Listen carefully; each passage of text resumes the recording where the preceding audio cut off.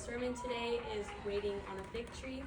I'll be referencing a story from Luke 13, verses Psalm 27:14, Isaiah 30:41, and Hebrews 11:1. Thank you. A vineyard owner went out to check on his trees one day just to discover that one of his trees that had been growing for 3 years still hadn't borne fruit. He then asked for the tree to be cut down immediately, but when the caretaker heard about the owner's demand, he suggested they wait 1 more year to see if the tree would bear fruit then. This story found in Luke 13 led me to research fig trees, revealing that they require specific conditions to bear fruit. What the caretaker was suggesting is called a waiting period, and there isn't always immediate results, but by giving the tree a few months helps it to spring up and emerge new growth. These facts in this story parallel to our relationship with God, illustrating that the tree needed time, while the owner wanted immediate results.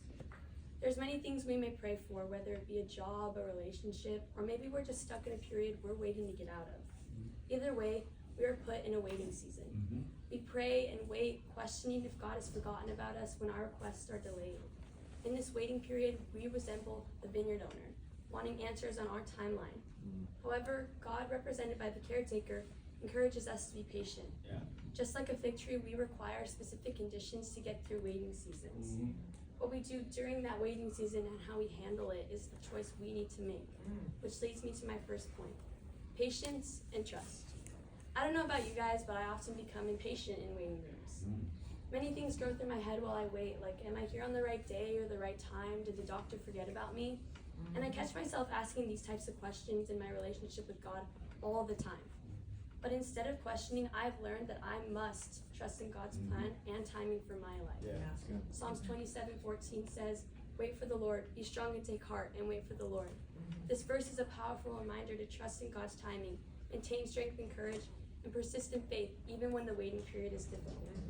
Something I strongly believe in is that patience comes with trust. Another fun little fact about these awesome fig trees is that the flowers are hidden inside of the fruit.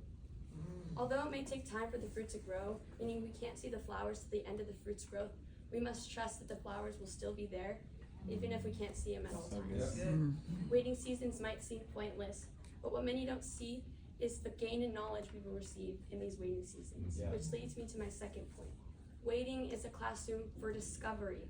Waiting can teach us valuable lessons, and I believe that waiting seasons and waiting rooms are extremely similar. Once I was waiting to be called in for an appointment, and there wasn't much to do but just look around in the room. But as my eyes wandered, they landed on this bright poster on the wall that said, "The human brain contains approximately 86 billion nerve cells." During this long wait, I learned something new, demonstrating that God uses these periods to prepare us for future challenges. Isaiah 30:41 says, "But they who wait for the Lord shall renew their strength. They shall mount up with wings like eagles. They shall run and not be weary. They shall walk and not be faint."